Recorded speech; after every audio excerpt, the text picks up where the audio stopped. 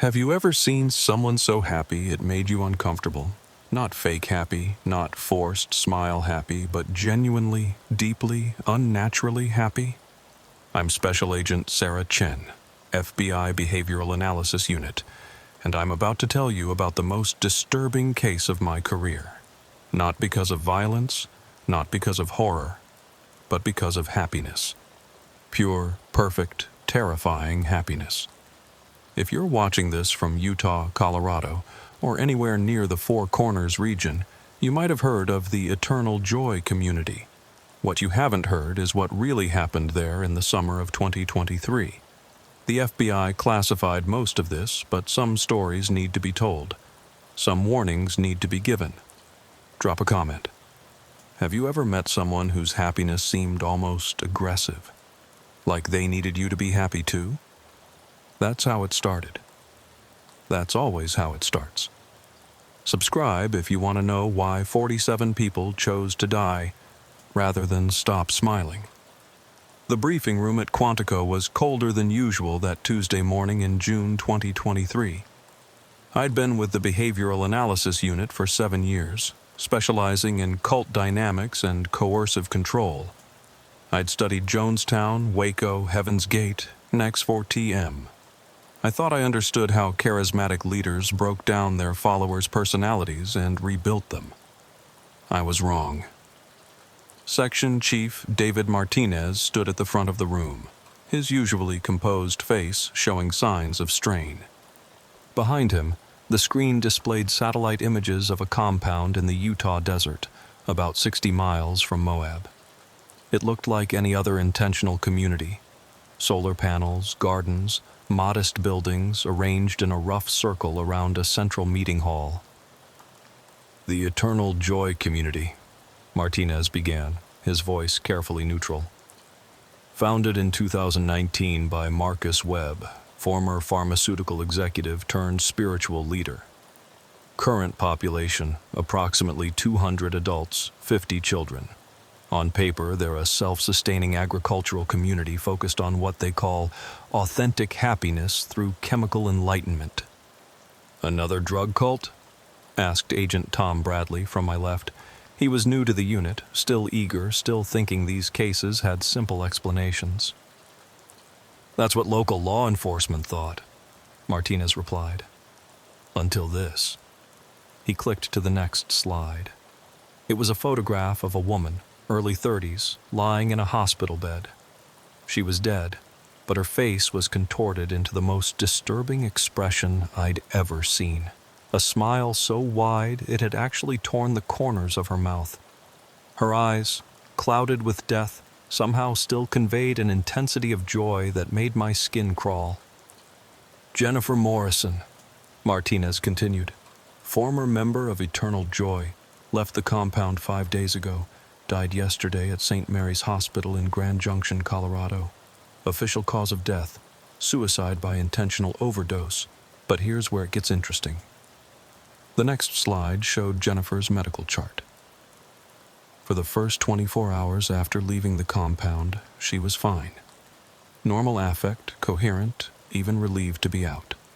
She checked into a motel, called her sister, made plans to return home to Denver.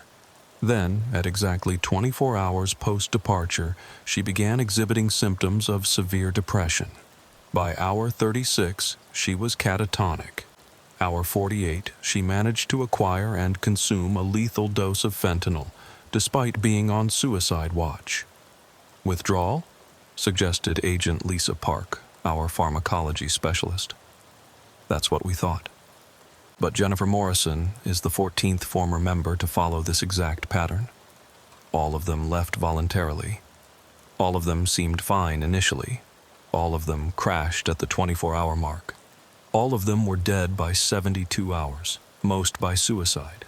3 from what appeared to be severe serotonin syndrome. Martinez paused, letting that sink in. 14 deaths, all following the same pattern. In the BAU, patterns meant purpose. Purpose meant design.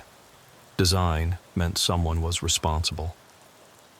The local field office wants us to investigate, Martinez said. The community isn't technically breaking any laws. They're not holding people against their will. They're not committing fraud. They're not even classified as a cult by local authorities because everyone seems genuinely happy to be there. But 14 deaths. I'll go, I said, already mentally preparing. I'll need a full team, surveillance, medical support, and someone from cyber to look into their financial structure. You'll have it, Martinez said. But Sarah, there's one more thing. The final slide made everyone in the room lean forward. It was a video still from what appeared to be a celebration inside the compound. Hundreds of people, all smiling, all laughing, all exhibiting what looked like genuine joy. But there was something wrong with the image, something that took me a moment to identify. Every single person had exactly the same expression. Not similar, identical. The same muscle tension, the same degree of smile, the same eye crinkle. Like they were all wearing the same mask of happiness. When was this taken? I asked. 3 days ago. And Sarah? This goes on for hours. They maintain this exact expression for hours at a time, without wavering, without blinking as often as they should, without any micro-expressions that would indicate fatigue or discomfort. That's not possible, Bradley said. Facial muscles can't maintain that kind of tension without cramping. Apparently, Martinez said, they can, if you have the right chemical assistance. 2 days later, I was driving a rented SUV down a dusty Utah road, Agent Tom Bradley in the passenger seat, Lisa Park and our tech specialist, Marcus Kim, following in another vehicle. The plan was simple: infiltrate the compound as potential converts, gather intelligence, determine what was causing the deaths, and get out before the 24-hour mark. The compound's entrance was marked by a cheerful hand-painted sign, Eternal Joy Community, where happiness is home. A young woman, maybe 25, greeted us at the gate. Her smile was radiant, reaching her eyes in a way that seemed completely genuine. Her name tag read, Blessed Anne. Welcome, seekers, she said, her voice warm and inviting. Are you here for the afternoon tour?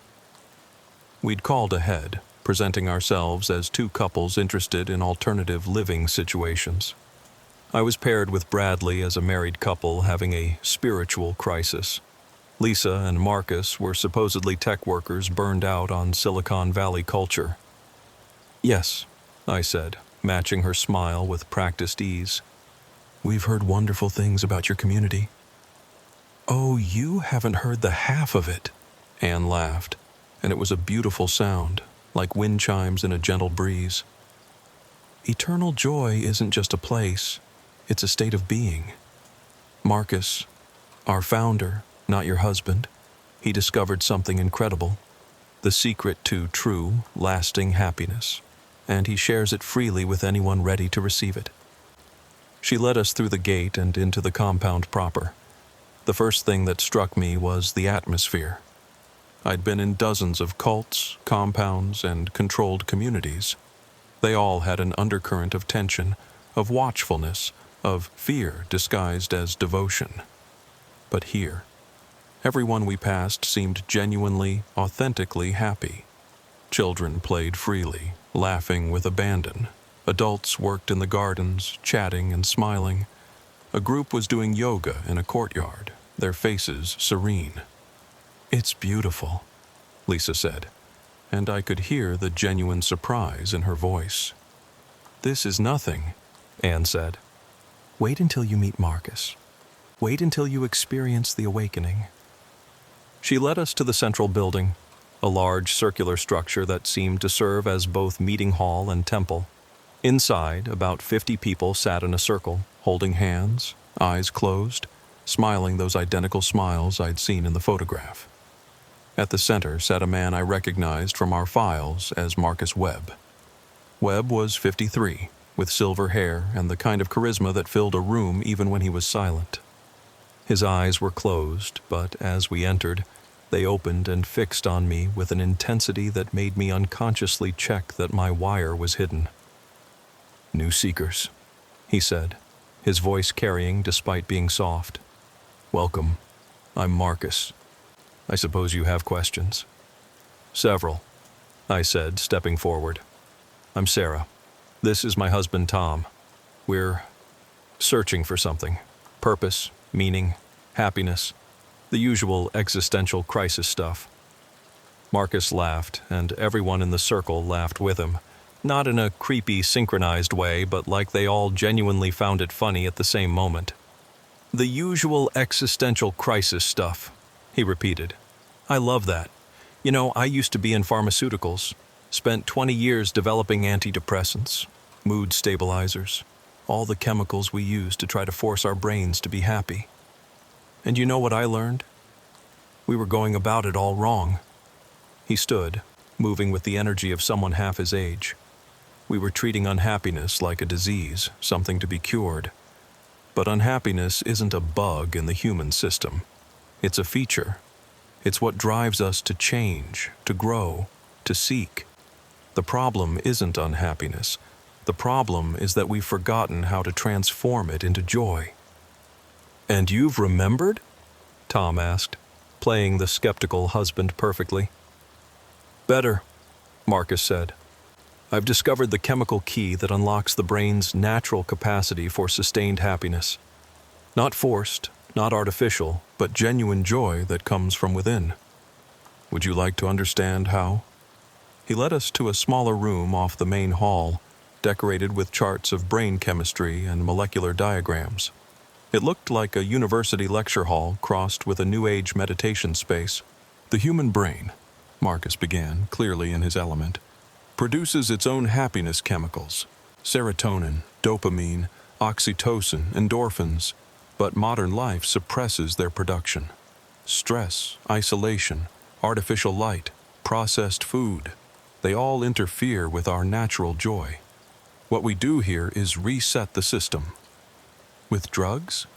Lisa asked, her tone carefully curious rather than accusatory. With a naturally occurring compound I discovered, Marcus said. It's derived from a fungus that grows only in certain parts of the Utah desert. The indigenous peoples knew about it, used it in their ceremonies, but they didn't have the biochemical knowledge to refine it, to make it safe and consistent. He pulled out a small vial containing a clear liquid.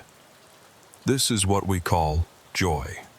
It's not a drug in the traditional sense. It doesn't add anything foreign to your system. Instead, it triggers your brain to produce its own happiness chemicals at optimal levels.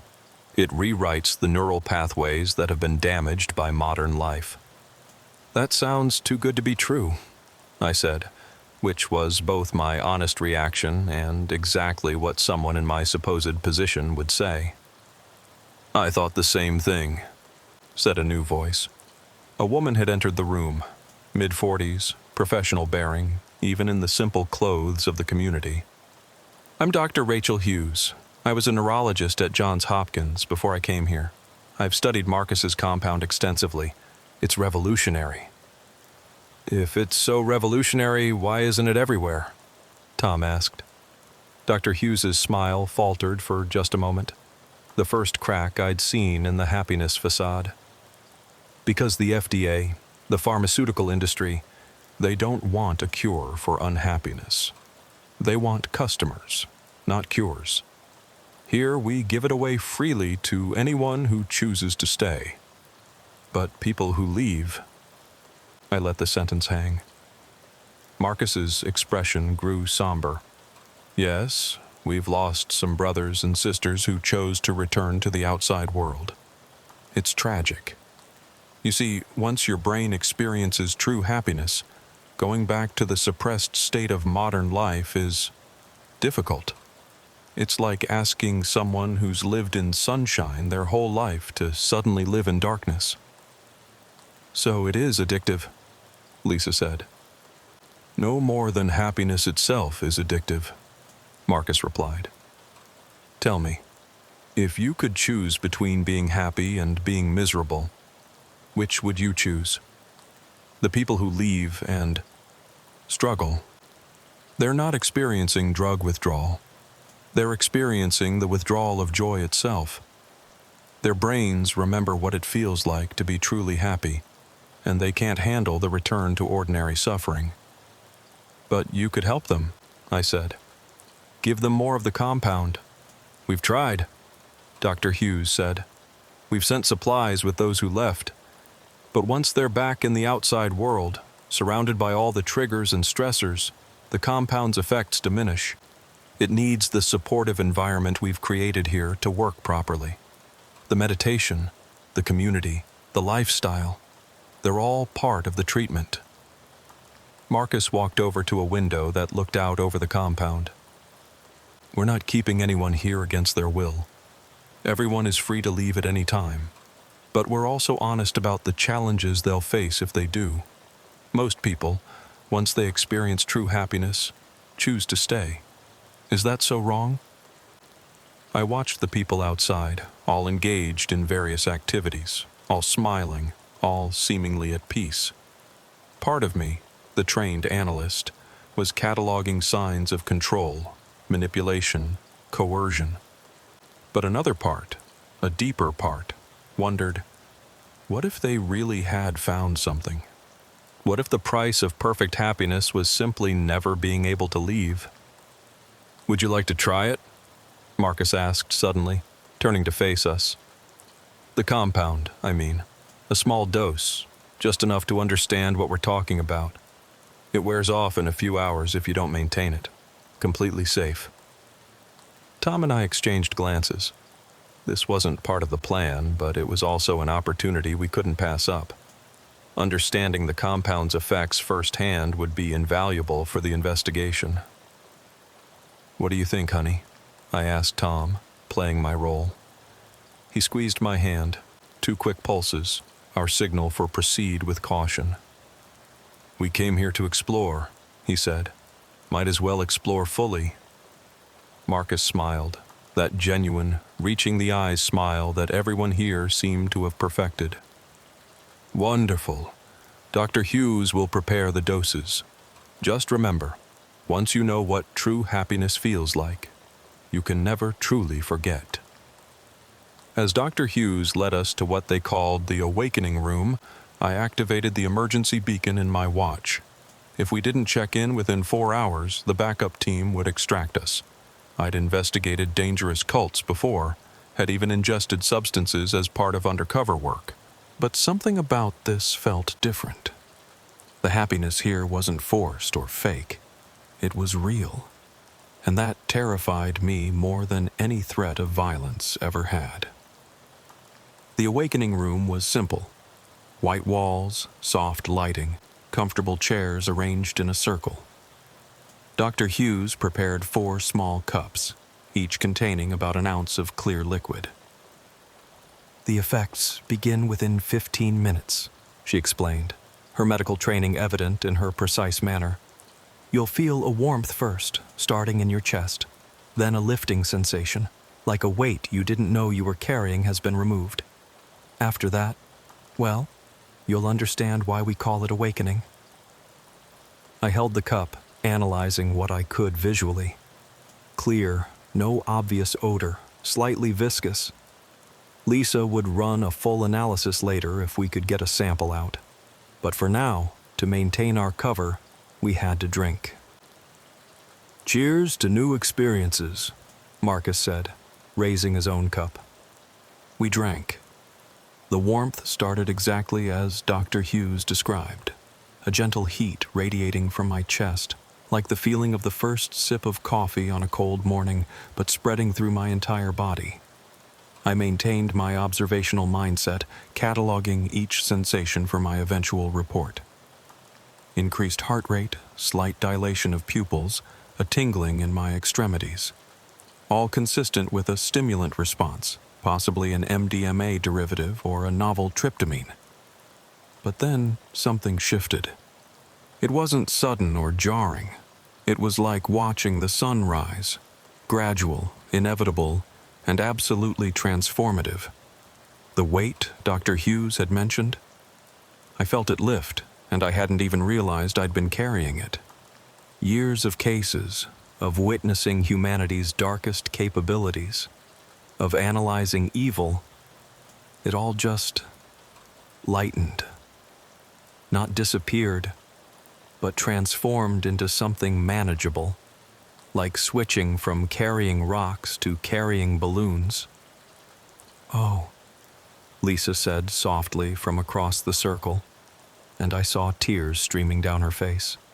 But she was smiling, genuinely smiling, in a way I'd never seen in our 5 years of working together. "This is," Tom started, then stopped, his analytical mind clearly struggling to maintain professional distance while his neurochemistry reorganized itself. I understood. The sensation was unlike any drug I'd studied or experienced in controlled settings. It wasn't the artificial euphoria of MDMA or the dissociation of ketamine. It was like my brain had suddenly remembered how to produce joy naturally, abundantly, without effort. Every breath felt like a gift. Every heartbeat was a small celebration. The simple act of existing became profound and beautiful. "This is your natural state," Marcus said, his voice somehow both distant and intimately close. "This is how humans were meant to feel before modern civilization broke our spirits. Before trauma and stress and isolation rewired our brains for survival instead of thriving." I wanted to argue, to maintain my critical perspective, but I couldn't deny what I was experiencing. My training told me to resist, to analyze, to maintain boundaries, but my body, my mind, my entire being was saying, "This is right. This is home." "Sarah," Tom said, and when I looked at him, I saw my husband of 12 years as if for the first time. Not my undercover partner, but the actual Tom Bradley I'd been pretending to be married to. His face was transformed by genuine joy, and I realized I'd never seen him truly happy before. None of us in the BAU were truly happy.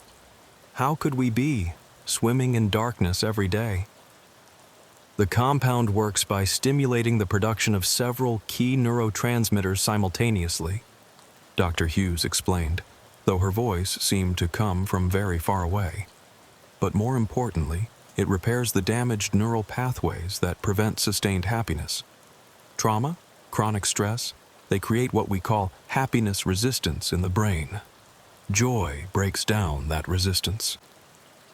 I forced myself to focus, to observe clinically, even as my brain was flooded with what I had to admit was the most profound sense of well-being I'd ever experienced. Around us, other community members had joined the circle, all sharing the same expression of deep, genuine contentment. But now, experiencing it myself, I understood it wasn't controlled or forced. It was simply the natural expression of feeling truly, completely happy. Marcus stood and walked to the center of the circle. "Now you understand why people choose to stay. Not because we force them, not because we manipulate them, but because we offer them something the outside world can't. Sustained, genuine happiness. The question is, knowing what you know now, feeling what you feel, would you willingly go back to suffering?" The question hung in the air, and I found I couldn't immediately answer. My trained analytical mind knew this was a chemically induced state. But another part of me, a deeper part, wondered if that mattered. If you could be genuinely happy, did it matter how you got there? "The effect you're experiencing now will last about 6 hours, Dr. Hughes said. "After that, you'll return to your baseline emotional state, unless, of course, you choose to stay and maintain the treatment." "What exactly is in this compound?" Lisa asked, and I was impressed she could maintain enough professional composure to ask technical questions. "The base is a naturally occurring fungus, Psilocybe utahensis, that's native to this region," Dr. Hughes explained.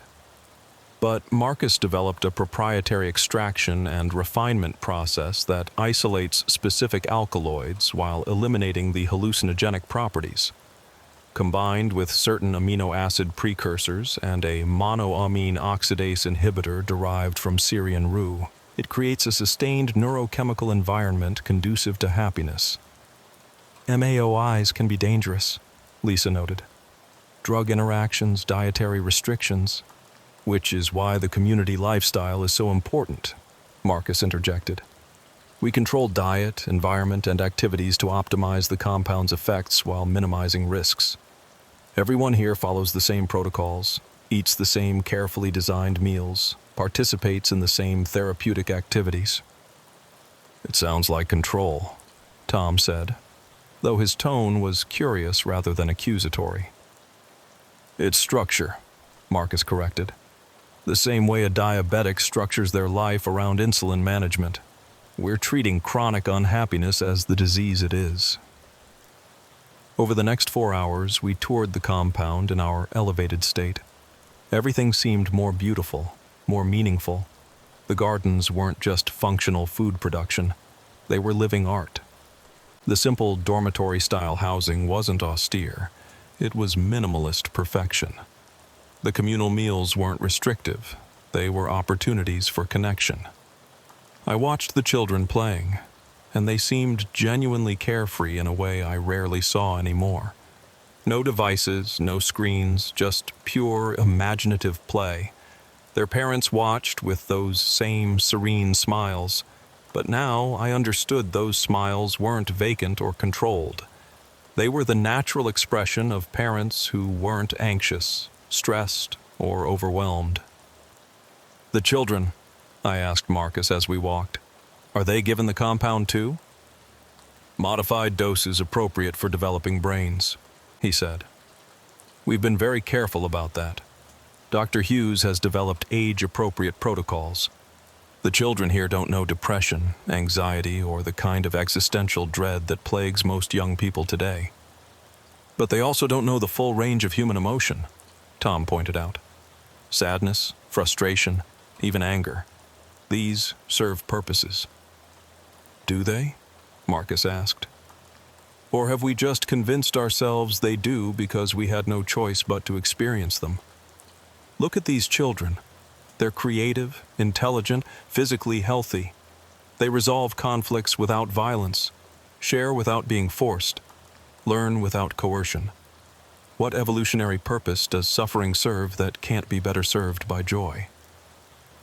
I thought about every case I'd worked, every damaged child I'd interviewed, every cycle of trauma and abuse I'd documented. What if it could all be prevented? What if we could raise a generation that simply didn't know suffering? As the compound's effects began to fade around hour 5, I felt it like a slow dimming of lights.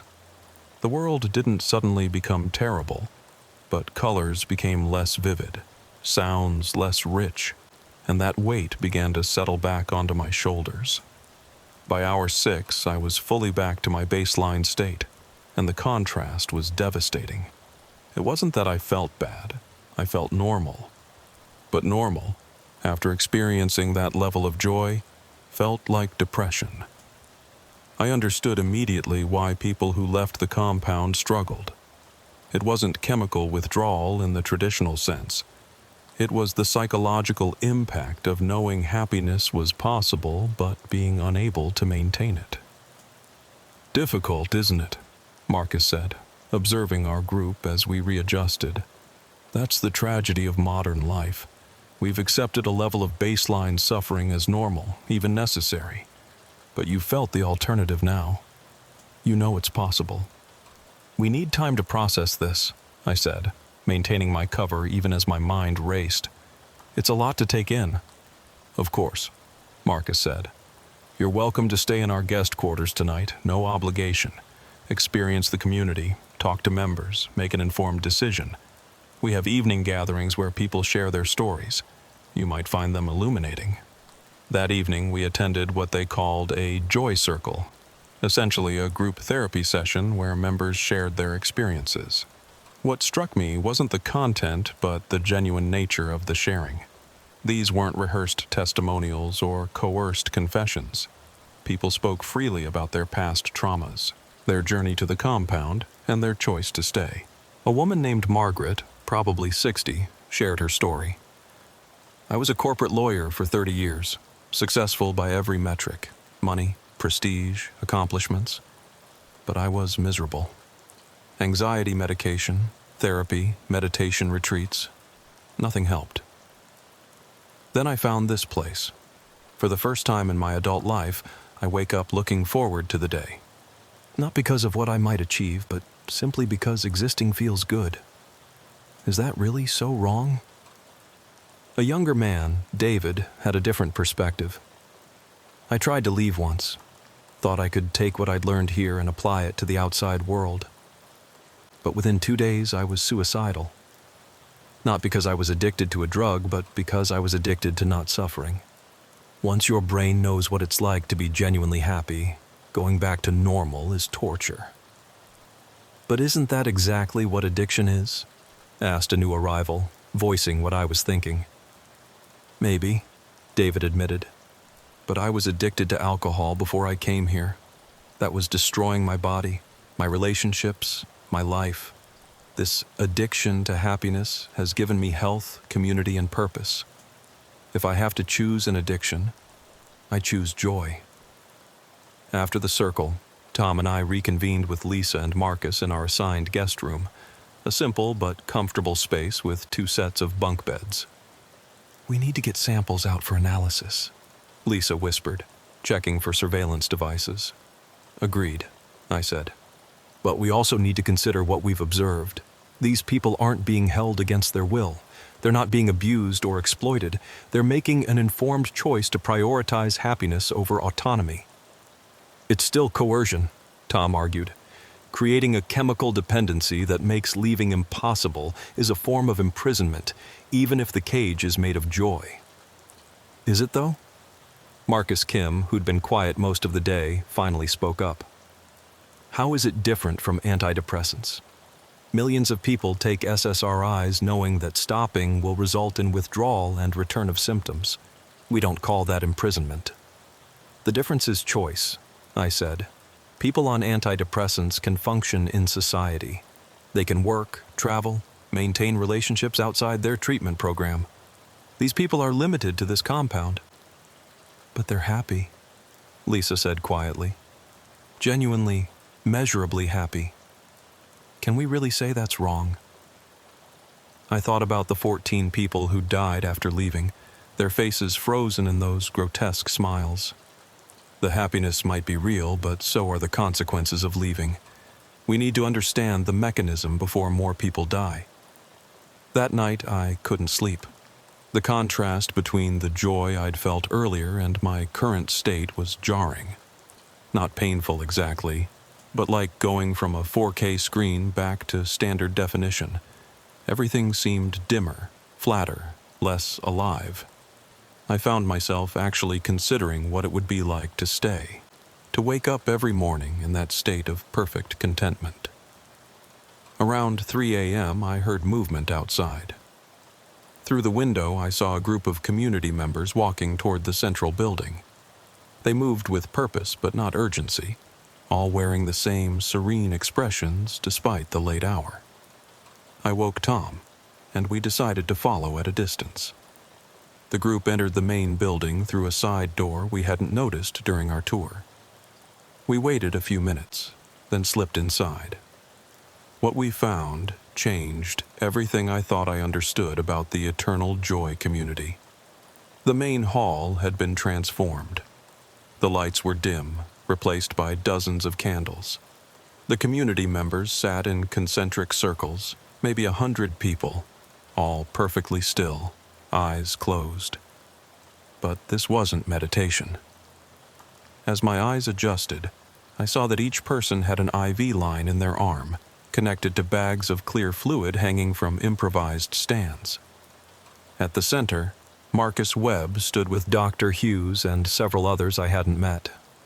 They were monitoring tablets, checking vitals, adjusting flow rates. This wasn't a spiritual ceremony. It was a medical procedure. "The evening dose," someone whispered beside me. I turned to find Anne, the young woman who'd greeted us at the gate. She didn't seem alarmed by our presence. Direct infusion is more efficient than oral administration. It maintains stable blood levels through the night. Everyone does this? Tom asked. Those who've been here more than 6 months, Anne explained. The tolerance builds up, you see. Oral doses become less effective. But Marcus found that IV administration bypasses the digestive system's limiting factors. That's dangerous, I said, my medical training kicking in. IV drug administration without proper medical facilities?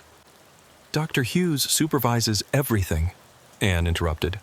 And we've never had a serious complication. The compound is pure, the dosing is precise. It's safer than the antidepressant cocktails people take on the outside. I watched the faces of the people receiving their doses. As the compound entered their bloodstreams, their expressions shifted subtly. Muscles relaxing, worry lines smoothing, a soft smile appearing on every face simultaneously. It was beautiful and terrifying in equal measure. This is what you're not showing visitors, Tom said. Anne's smile never wavered. We show visitors what they're ready to see. The oral doses, the community life, the philosophy. That's all real. This is just maintenance. Would you show a diabetic's insulin injections to someone considering diabetes treatment? Would you focus on the needles and the blood sugar monitoring? Or would you focus on the improved quality of life? People have a right to know what they're signing up for, I insisted. And they learn if they choose to stay, Anne replied. No one is forced to progress to IV administration. Some members have maintained on oral doses for years. But most find that the benefits of stable blood levels outweigh any discomfort with the method. Marcus noticed us then, and rather than showing alarm, he smiled and walked over. Can't sleep? The contrast can be jarring the first night. You're drugging them intravenously, Tom said bluntly. I'm maintaining their therapeutic levels, Marcus corrected. Every medication has an optimal delivery method. For some conditions, it's oral. For others, it's transdermal or inhaled or, yes, intravenous. The stigma against IV administration is cultural, not medical. The people who left, I said, understanding beginning to dawn. They were on IV maintenance, weren't they? That's why the withdrawal was so severe. Marcus's expression grew somber. Yes, we've tried everything to help those who choose to leave. Tapering protocols, oral maintenance doses, even synthetic alternatives. But once the brain has adapted to constant therapeutic levels, any disruption causes a catastrophic neurochemical cascade. The sudden absence of joy becomes literally unbearable. So you've created addicts, Tom said. I've created a treatment protocol for chronic unhappiness, Marcus countered. Every effective treatment has consequences if stopped abruptly. Antipsychotics, mood stabilizers, even some blood pressure medications can cause severe reactions if discontinued suddenly. The difference is, our treatment actually works. It doesn't just mask symptoms, it eliminates them. At the cost of freedom, I said. At the cost of the illusion of freedom, Marcus replied. Are you free now, Agent Chen? The room went silent. Marcus's use of my real name and title hung in the air like a physical presence. Tom's hand moved instinctively toward where his service weapon would be if we'd been armed. Lisa and Marcus Kim, who must have heard the exchange from their position near the door, tensed visibly. You knew, I said, maintaining my composure despite my racing heart. From the moment you walked in, Marcus Webb confirmed. Dr. Hughes ran facial recognition on all visitors, standard security in our post-privacy world. Special Agent Sarah Chen, FBI Behavioral Analysis Unit, Agent Thomas Bradley, Agent Lisa Park, and your technical specialist, who ironically shares my first name. Then why let you in? Why give you the compound? Why show you everything? Marcus finished. Because I want you to understand. I want the FBI to understand. We're not a cult, Agent Chen. We're not criminals. We're the future of mental health treatment. And the only crime here is that we're forced to hide in the desert instead of helping millions who suffer needlessly. Dr. Hughes approached, tablet in hand. Your vitals during the compound experience were remarkable, Agent Chen. Complete normalization of cortisol levels, increased oxytocin production by 400%, serotonin and dopamine in perfect balance. For those 6 hours, your brain was functioning at optimal capacity for the first time in probably your entire adult life. You monitored us? The chairs in the awakening room have built-in sensors. Non-invasive, but comprehensive. We monitor everyone. It's how we ensure safety and optimize dosing. She turned the tablet toward me. This spike here? That's when you realized Agent Bradley was genuinely happy. Your mirror neurons were firing at unprecedented levels. Empathy, connection, joy, all peaked simultaneously. Enough, Tom said, stepping forward. You've made your point. You've developed a powerful psychoactive compound. People who take it feel happy. People who stop taking it become suicidal. That's not revolutionary medicine. It's creating dependence. Agent Bradley, Marcus said, his tone patient, professorial. Let me ask you something. In your work with the BAU, how many cases have you worked? How many crime scenes? How many victims? How many perpetrators have you analyzed? That's not relevant. Humor me. Hundreds? Thousands? Tom's jaw tightened. Enough. And what has that exposure done to your brain? Your cortisol levels are chronically elevated. Your amygdala is hyperactive, constantly scanning for threats. Your hippocampus shows signs of stress-related shrinkage. You don't sleep properly, you probably drink more than you should, and your personal relationships suffer because you can't turn off the part of your brain that sees danger everywhere. He wasn't wrong. The BAU had a higher divorce rate, higher substance abuse rate, and higher suicide rate than almost any other FBI division. Marcus continued. You're already dependent, Agent Bradley. Dependent on caffeine to function, alcohol to relax, probably sleeping pills to rest. The only difference is that your dependencies don't make you happy. They just make you functional enough to continue suffering. We should arrest them all, Marcus Kim said from his position by the door. This is illegal drug manufacturing and distribution. Is it? Marcus Webb asked. We're not selling anything. We're not transporting across state lines. We're a private community using a naturally occurring substance on our own property. Even the DEA would have trouble making charges stick. The deaths, I started. Were tragic, Marcus interrupted, genuine sorrow in his voice. But not criminal. Every person who left was warned extensively about the risks. We offered support, supplies, even ongoing treatment. They chose to leave anyway, and they chose to refuse continued treatment. Their deaths were suicides, not murders. You created the conditions that made suicide inevitable, I argued. Did I? Or did society create conditions that make suffering inevitable and I simply showed them an alternative? Marcus walked to the window, looking out at his community. Every person here was suffering before they arrived.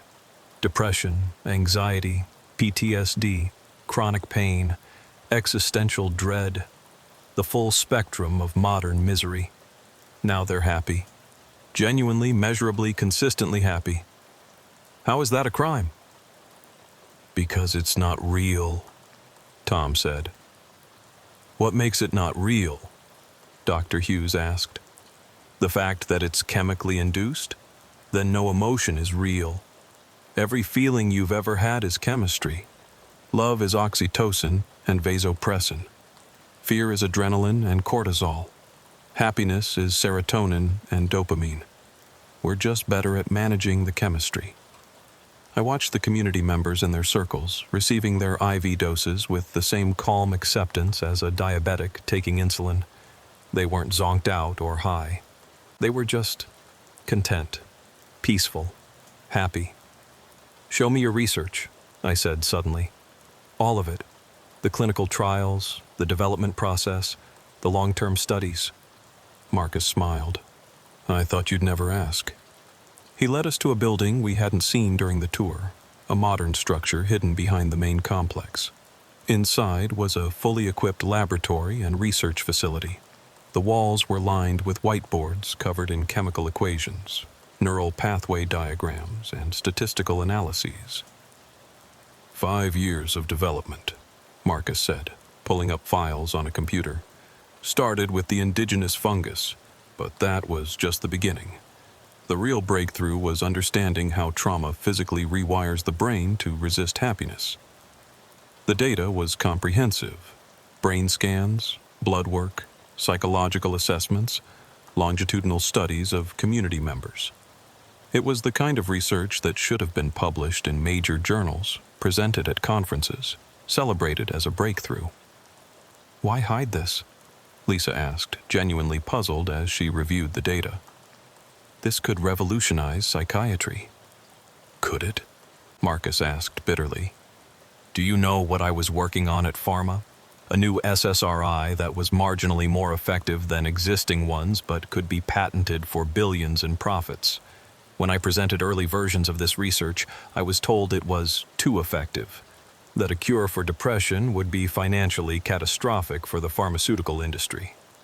That's conspiracy theory territory, Tom said. Is it?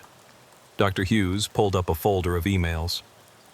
These are from my former colleagues at Johns Hopkins, from researchers at the NIH, from pharmaceutical executives, all saying variations of the same thing. This research is dangerous, not medically dangerous, financially dangerous. I read through the emails. The language was couched in scientific concern, but the subtext was clear. A truly effective happiness treatment would destabilize entire industries built on managing, not curing mental illness.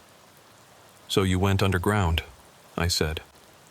We went independent, Marcus corrected. We publish our data freely online, but it's dismissed as fringe science. We've invited researchers to verify our results, but few come, and those who do are professionally ostracized. So we focus on helping who we can, here, now. The children, I said, something clicking. You're raising a control group, a generation that's never known chronic unhappiness. Marcus's eyes lit up. You understand. Yes. These children will grow up with properly wired brains without the neural damage caused by chronic stress and trauma. They'll be proof that suffering isn't necessary for human development. But they'll also never be able to leave, Tom pointed out. You're creating a generation of prisoners. Are they prisoners if they don't want to leave? Anne asked. She'd been quiet during our discussion, but now she stepped forward. I was one of the first children raised here.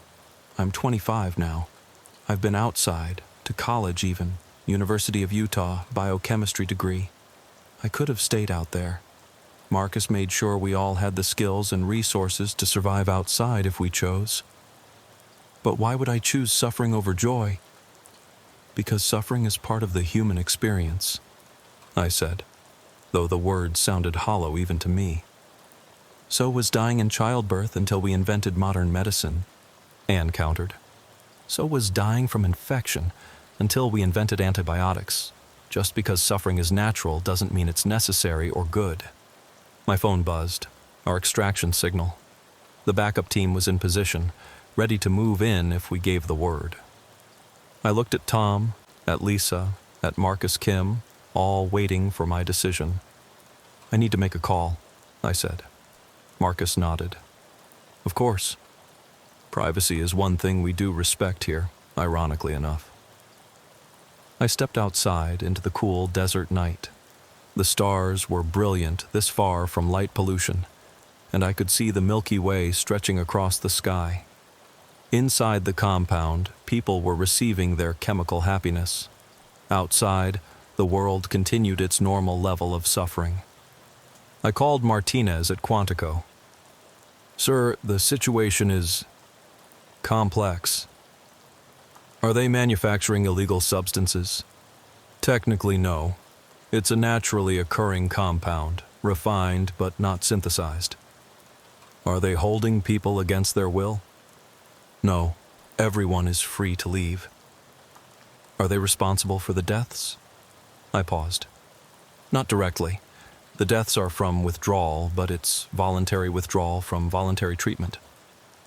Then what crime are we investigating, Agent Chen? That was the question, wasn't it? Was it a crime to offer people happiness, even if that happiness came with the price of dependence? Was it more criminal than the pharmaceutical industry creating dependencies on less effective treatments? Was it more coercive than a society that normalized suffering? I need more time, I said. There's something else going on here. Something about long-term neurological changes, about creating a evolutionarily divergent human subspecies. I need to understand the full scope. You have 48 hours, Martinez said. After that, we either move in or move on. I returned to find the others in heated discussion with Marcus and Dr. Hughes. Can't just rewrite human neurology and call it treatment, Tom was saying. We rewrite human physiology all the time, Dr. Hughes countered. Organ transplants, gene therapy, even vaccines, they all fundamentally alter our biology. Why is altering brain chemistry to eliminate suffering any different? Because suffering serves a purpose, Tom argued. It signals when something is wrong, motivates change, builds resilience. Does it, though? Marcus interrupted. Or is that just what we tell ourselves because we had no choice? Look at Anne, raised without chronic suffering. Is she less resilient? Less capable? Less human? Anne stood confidently, meeting our gazes. Test me. Psychologically, intellectually, emotionally. I guarantee I'm more stable, more capable, and more resilient than anyone who's been traumatized by normal life. Suffering didn't make you strong. Surviving it did. I'm strong without having to survive trauma. But you can never leave, I said. Your freedom is limited to this compound. Your freedom is limited to places with breathable air, Anne replied. Does that make you a prisoner of oxygen? We all have biological requirements for survival. Mine just includes joy. Over the next 24 hours, I embedded myself deeper in the community, trying to understand the full picture. I interviewed dozens of members, reviewed years of data, observed the daily routines. What I found challenged every assumption I'd brought with me. The community wasn't a cult in any traditional sense. There was no worship, no dogma beyond the pursuit of happiness, no exploitation. Members contributed according to their abilities, pursuing whatever work brought them satisfaction. Some gardened, some taught, some cooked, some created art. The economic structure was genuinely communal. Resources shared based on need, not contribution. The children were remarkable. Not in a creepy Stepford way, but genuinely remarkable. They were creative, intelligent, emotionally sophisticated. They resolved conflicts through discussion, showed natural empathy, and displayed none of the casual cruelty common in most children. They were also physically healthier. No stress-related illnesses, no anxiety disorders, no behavioral problems. But they were also different. Their emotional range was narrower. They didn't understand certain concepts: existential dread, chronic worry, deep sadness. When I described depression to a group of teenagers, they looked at me like I was describing an alien experience. But how do you appreciate happiness without knowing sadness? I asked. A 16-year-old named David considered this. How do you appreciate breathing without having suffocated? You don't need to experience the absence of something vital to value its presence. That night, unable to sleep again, I found myself in Marcus's office. He was still awake, reviewing data on a computer. Can't sleep? He asked without looking up. Side effect of the job. Chronic insomnia. I could help with that. Non-addictive solution. Just melatonin optimization. I'm good with my dysfunction, thanks. He smiled sadly. That's the tragedy, isn't it? We become attached to our suffering. It becomes part of our identity. Who would Sarah Chen be without her trauma-informed hypervigilance? Someone else, I admitted. Would that be so bad? I thought about it. Really thought about it. Who was I without my edge, my suspicion, my ability to see danger everywhere? Would I still be good at my job? Would I still be me? The 14 who died, I said, changing the subject. Could you have saved them? Marcus's face darkened. If they'd let us. We tried everything. Sent supplies, offered remote support, even tried to set up satellite treatment centers. But once someone decides they'd rather die than be dependent, what can you do? Force treatment? That would make us the cult you suspected we were. Why that specific timeline? 24 hours fine, 48 hours crisis, 72 hours death. It corresponds to the compound's half-life and the brain's attempt to regain homeostasis. At 24 hours, blood levels drop below therapeutic. The brain starts trying to resume normal neurotransmitter production, but the pathways have been altered. By 48 hours, you get a massive overcorrection. The brain floods itself with stress hormones trying to compensate. By 72 hours, the neurochemical cascade becomes fatal. Either direct serotonin syndrome or suicide from the psychological impact. And there's no way to prevent it? Short of maintaining the compound levels? No. We've tried everything. Temporary bridges, synthetic alternatives, gradual tapering over months. Nothing works. Once the brain has been rewired for joy, removing that joy is like removing insulin from a type 1 diabetic. Fatal without continuous treatment. So everyone here is trapped. Everyone everywhere is trapped by their biology. We're just honest about it. The morning of our 48-hour deadline arrived with a crisis. One of the community members, a woman named Patricia, who'd been there for 3 years, had decided to leave. She stood at the gate with a small bag, her face set with determination despite the trembling in her hands. "Patricia, please reconsider," Dr. Hughes was saying as I approached. "You know what happens. We've all seen it." "My daughter," Patricia said, tears streaming down her face but still maintaining that eerie smile all long-term members had. "She's getting married. I have to be there. I have to try." Marcus stood nearby, not intervening, just observing with deep sadness. "We'll give you all the supplies we can," he said. "Injectable doses, oral maintenance, everything. But Patricia, you've been on IV protocol for 2 years. Your dependency is profound." "I know," she said.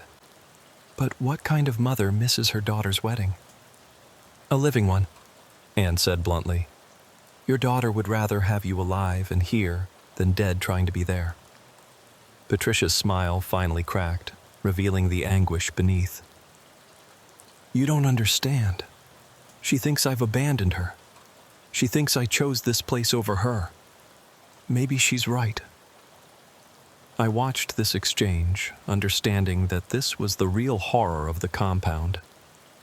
Not that it was a cult or a prison, but that it created an impossible choice: perpetual happiness in isolation, or freedom ending in death. "There might be another way," I said, surprising myself. Everyone turned to look at me. "What if we could set up a satellite facility? Somewhere closer to civilization but still controlled enough to maintain the protocols?" Marcus looked intrigued but skeptical. "We've considered it. The legal ramifications, the logistics, the cost.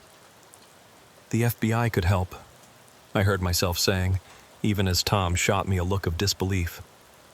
"Not officially, but there are programs for witness protection, for special medical needs. If we classified this as a medical condition requiring specialized treatment—" "Sarah," Tom warned, but I continued. "Patricia, where is your daughter getting married?" "Salt Lake City, 3 weeks from now." "That's doable," I said, my mind racing. "We could establish a temporary treatment facility, medical supervision, controlled environment. You could attend the wedding and return safely." Dr. Hughes was already pulling up data on her tablet. It's theoretically possible. We'd need to maintain strict environmental controls, but a short-term satellite facility, it could work. Why would you help us? Marcus asked, studying me intently. Because Patricia shouldn't have to choose between her happiness and her daughter, I said. And because maybe it's time to stop treating this as a criminal issue and start treating it as a medical one. Tom pulled me aside. Sarah, what are you doing? We're supposed to be investigating them, not enabling them. Are we? I asked. What crime have they committed, Tom? Really? They're treating mental illness with a radical but effective method. Yes, it creates dependency, but so do insulin, dialysis, and dozens of other life-sustaining treatments. This is different. Is it? Or is it just new? I looked back at the community members, all living their lives in genuine contentment. We've been here 48 hours. Have you seen any coercion? Any exploitation? Any harm being done except to those who choose to leave? Tom was quiet for a moment. You're considering it. Staying. No, I said, though part of me wondered if that was true. But I'm considering that maybe our job isn't to shut this place down. Maybe it's to find a way to make it safer, more accessible, more integrated with society. Lisa and Marcus Kim joined us, having overheard the conversation. The compound they're producing, Lisa said. I've been analyzing it. It's remarkable. With proper pharmaceutical development, proper controls, this could be revolutionary. Not just for depression, but for PTSD, chronic anxiety, even certain personality disorders. But the dependency, Marcus Kim started, could potentially be managed with proper protocols, Lisa continued. The issue here is the isolation, the all-or-nothing approach. If we could develop graduated protocols, partial integration methods. I made a decision. I'm calling Martinez. The conversation with my section chief was one of the most difficult of my career. I explained the situation, the genuine medical breakthrough, the ethical complexities. To his credit, Martinez listened without interrupting. You're recommending we don't prosecute? He asked finally. I'm recommending we study this further. Bring in NIH, maybe CDC. Treat it as a medical phenomenon rather than criminal. And the deaths? Were tragedies that could have been prevented with proper medical support and infrastructure. If this was a traditional medical facility rather than a desert compound, those people might have survived. There was a long silence. Agent Chen, are you compromised? Have you taken this substance? Once, under controlled conditions, for research purposes. I'm not compromised, sir. I'm looking at this objectively. These people have discovered something that could help millions, but the current medical and legal framework can't accommodate it. I need your full report in 24 hours. All of it. Then Washington will decide. Over the next day, I worked with my team to compile everything. Tom remained skeptical but professional. Lisa threw herself into the scientific analysis. Marcus Kim focused on the technological and systemic aspects of the community. We also worked on Patricia's situation. With Marcus Webb's cooperation and some creative interpretation of medical transport regulations, we arranged for a mobile treatment unit to be set up in Salt Lake City. Patricia would be able to attend her daughter's wedding, though she'd need to return to the compound within 72 hours. The night before we left, Marcus Webb invited me for a final conversation. We walked the perimeter of the compound under the stars. You know this won't end well, he said. Even if the FBI doesn't shut us down, even if we get medical recognition, society isn't ready for this. We're challenging too many profitable systems. Maybe, I admitted. But you've also created something unprecedented. A community of genuinely happy people. That's worth protecting. Is it? Sometimes I wonder if I've created a beautiful prison or a genuine paradise. The line is thinner than I expected. Every paradise is a prison if you can't leave, I said. But every life is a prison of biology, chemistry, mortality. You've just made the bars more visible. He smiled, that genuine smile I'd come to recognize. Agent Chen, can I ask you something? If you could take the compound, knowing everything you know, would you? I thought about my life outside, the cases that haunted me, the failed relationships, the chronic insomnia, the hypervigilance that made me good at my job but miserable as a person. Then I thought about those 6 hours of perfect joy, of feeling truly, completely happy for the first time in my adult life. I don't know, I said honestly, and that terrifies me. The next morning, we prepared to leave. Patricia hugged everyone goodbye, clutching her medical supplies, heading to her daughter with hope and fear in equal measure. Our official vehicles arrived to take us back to civilization, back to our normal lives of normalized suffering. As we drove away, I watched the compound recede in the distance. Tom was silent beside me, lost in his own thoughts. Lisa was already drafting her scientific analysis. Marcus Kim was reviewing the technological infrastructure data. So, Tom finally said, what do we tell them? Cult or medical community? Both, I said. Neither. Something new that we don't have words for yet. And the people who'll die if they leave? Are making an informed choice about their own bodies and minds, just like people who refuse cancer treatment or stop taking life-sustaining medications. You've changed, he said. This place changed you. He was right. Not because I'd been brainwashed or converted, but because I'd seen an alternative to the reality I'd accepted as unchangeable. I'd seen people living without the constant background suffering I'd assumed was part of the human condition. 3 weeks later, I got word about Patricia. She'd made it to the wedding, walked her daughter down the aisle, gave a beautiful toast at the reception. The mobile treatment unit had worked perfectly. But on the drive back to the compound, something went wrong. Maybe she missed a dose.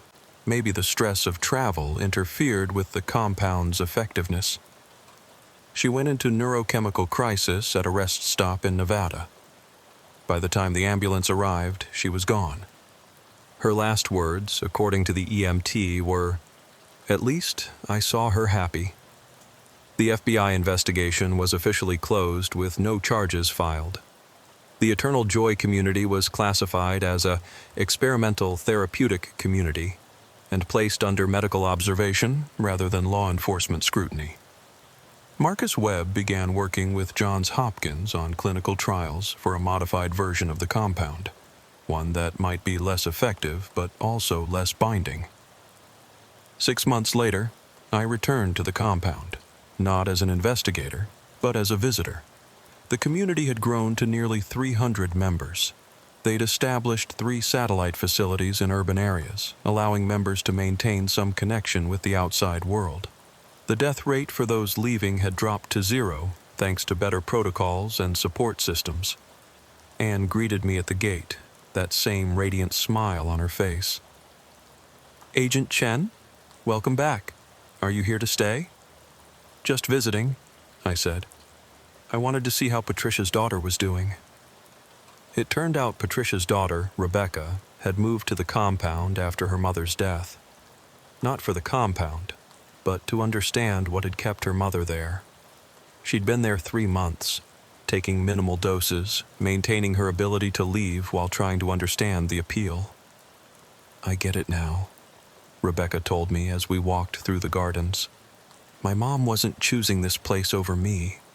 She was choosing happiness over suffering, and in the end, she chose me over both." "Do you blame Marcus, the community?"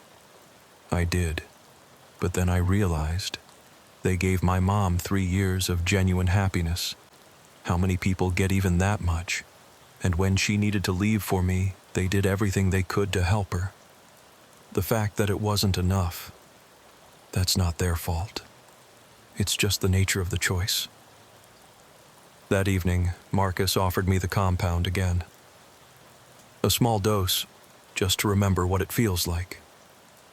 I declined. Not because I was afraid of becoming addicted, but because I was afraid of remembering too clearly what I was missing. some knowledge is too heavy to carry. As I drove away from the compound for the second time, I thought about the nature of freedom, happiness, and choice.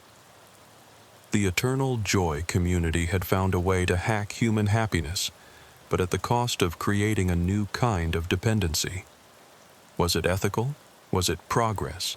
Was it the future of human consciousness, or a beautiful dead end?